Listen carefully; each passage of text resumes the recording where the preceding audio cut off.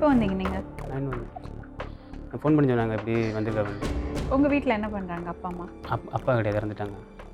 அம்மா பாவம் வேலைக்கு போக மாட்டாங்க. நமக்கு 1 வருஷம் 2 வருஷம் கழிச்சு மேரேஜ் பண்ணலான்னு அவங்க வீட்டில் சொன்னாங்க. மேடம் அவங்க வீட்டில் சொன்னாங்க. வீட்டில் மாட்டணும். ஒரு நிமிஷம், எப்படி மாட்டினீங்க? அம்மாவுக்கு டவுட் வந்துச்சு, ரொம்ப நேரம் ட்ரெஸ் சேஞ்ச் பண்ணிட்டு இருக்கேன் அப்படிங்கிறது அம்மாவோட டவுட்டு.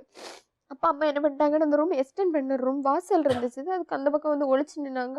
நான் டபுள் மிஸ்டு கால் கொடுத்துட்டு ஃபேனை போட்டுட்டு தாள் தோத்திட்டு அவங்க அதுக்குள்ளே கால் பண்ணுவாங்க. நான் பேசினேன். அப்போ நான் பேசிகிட்டு இருக்கும்போது அம்மா வந்தாங்க, ஃபோனை வாங்கினாங்க. அப்போ ஒன்றும் சொல்லலை. அப்போ என்ன உனக்கு அவனை தானே கல்யாணம் பண்ணணும், இத்தனை வருஷம் ஆயிட்டு. நான் அப்போ சொன்னேன் 5 வருஷம் நீங்கள் அடைச்சி போட்டு நான் மாறல இல்லை அப்படின்னு சொன்னேன். அப்பா சரி அப்படின்னு சொன்னாவ ஒன்று நாங்கள் இனி படிக்க வைக்க மாட்டோம் 2 வருஷமும், ஒரு சல்லி காசும் உனக்கு தர மாட்டோம் அப்படின்னு சொல்லிட்டு. அப்போ நான் திரும்ப அதை கூப்பிட்டு சொன்னேன், உங்கள்கிட்ட சொன்னேன். அப்போ அம்மா ஓகே தான் சொல்லியிருந்தாங்க. சரி 1 வருஷம் அப்போன்னு சொன்னாங்க வேறு யார்ட்டையும் சொல்ல வேண்டாம் அந்த மாதிரி சொல்லியிருந்தேன். ஆனால் நான் வீட்டுக்கு வந்தோன்னு அடிக்க ஆரம்பித்தாங்க. அப்புறம் எப்படி தப்பிச்சு போனீங்க? நான் தப்பிக்கல மேடம், ஒரு 2-3 நாள் ஆச்சு. அது அடித்து நான் பக்கத்து வீட்டில எல்லாம் அதனால் ஃபுல்லாக அடித்தாங்க.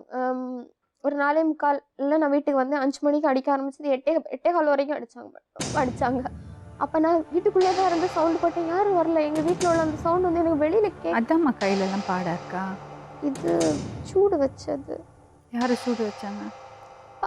இதுக்கு அதில் நேம் எழுதியிருந்தேன், அதை அழிக்கிறதுக்கு வேண்டி சூடு வச்சாங்க. பெண்ணால் எழுதிருந்தியா? இல்லை, லைட் வச்சு எழுதிருந்தேன். அதுக்கப்புறம் எப்போ போனீங்க அந்த வீட்டுக்கு? அப்புறம் ஊரில் அடுத்த வெளியில் நான் வந்து சவுண்டு போட்டோன்னா பக்கத்து வீட்டில் உள்ளவங்களாம் சண்டை தான் இருந்தாலும் அவங்கெல்லாம் காம்பவுண்ட் வழியாக ஏறி சாடி வந்து காப்பாற்றி அந்த மாதிரி இவன் நீங்கள் வச்சுருந்தா கொன்றுவான் பிள்ளைய அப்படின்னு சொல்லிட்டு பக்கத்து வீட்டில் போய் தங்கி அந்த மாதிரி இது பண்ணேன். அப்புறம் என்னென்னா அந்த காலேஜில் வேலை பார்க்குறவங்க என் சித்தி. அப்போ அவங்க வந்து நான் ரொம்ப படிக்கிறது எனக்கு பிடிக்கும், எனக்கு ஒரு வேலை வேணும் அந்த மாதிரி ஆசைப்பட்டு தான் நான் படிக்க ஆரம்பித்தேன். அப்போ அவங்க என்ன பண்ணாங்கன்னா சரி அவள் படிக்கட்டும், இந்த எக்ஸாம் எழுதட்டும் அப்படிங்கிறதுக்காண்டி கூட்டிகிட்டு போனாங்க. அப்படியே இருக்கும்போது இவங்க திருப்பியும் அடிக்கிறது. அதுக்கப்புறம் எனக்கு வீட்டில் வந்து அலைன்ஸ் பார்க்க ஆரம்பிச்சிட்டாங்க. ஏற்கனவே என்னோடய மாமா வீடு பாலுகாய்ப்புக்கு நாங்கள் போயிருந்தேன். அப்போ யாரோ பார்த்து பொண்ணு கேட்டிருக்காங்க. அது எனக்கு தெரியாது.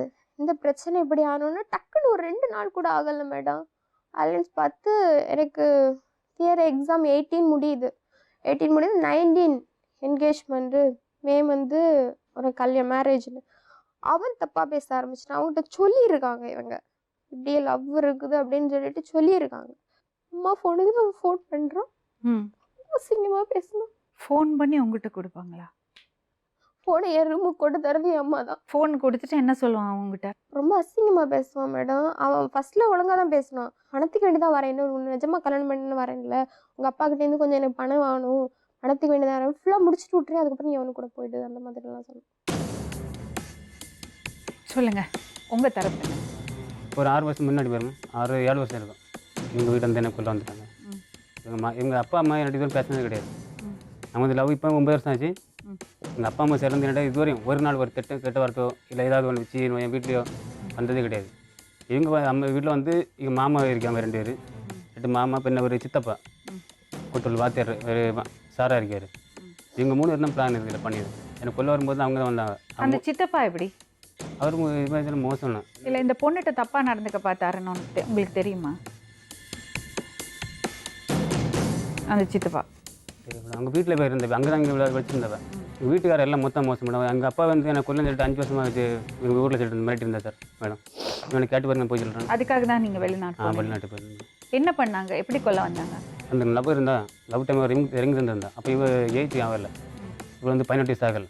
அப்போ வந்து நாங்கள் எதுவும் தப்பாட்டும் பண்ணலாங்க பேசி தான். அப்போ வீட்டில் போய் நான் சின்ன ஃபோட்டோ மாட்டிட்டு இவங்க வீட்டில் மாட்டின அப்புறம் வந்து இவங்க செய்துட்டு அந்த கொட்டூரில் அந்த வாத்தியார் வீட்டில் போட்டிருந்தாங்க. அங்கேருந்து படிச்சுட்டு இருந்தா. அப்போ இவன் என்ன சொன்னா எங்களை மீட்டிங் பண்ணணும், பார்க்க நீங்கள் பாருங்க ஒர்க்கு வந்துருப்போங்கன்னு. அப்போ நாங்கள் போயிருந்தாங்க போய் அப்போ அந்த லவ் ஸ்ட்ரீ பூ கொண்டு கொடுத்துருந்தேன், பூவும் ஸ்வீட்லாம் கொடுத்துருந்தேன். அப்போ இவங்க வீட்டில் என்னாச்சுன்னா இவங்க வாத்தியார் அந்த சார் இருக்கார்ல அவங்க இவ்வளோ ஃபாலோ பண்ணிட்டு இருக்காங்க, எனக்கு தெரியாது. இப்போ எங்கே போகிறா என்ன வாரா, அவங்களே காசு கொடுத்துருக்காங்க, இவ்வளோ முட்டாய் வாங்க எல்லாம் இப்படி எப்படி முட்டாய் விட்டா இல்லை ஃபோன் பேச அப்படி பேசலான்னு பார்க்க வேண்டி. அப்போ நாம் இவ வந்து கொடுத்துட்டு விட்டதும் இவ உள்ள வந்ததும் பிடிச்சாச்சு.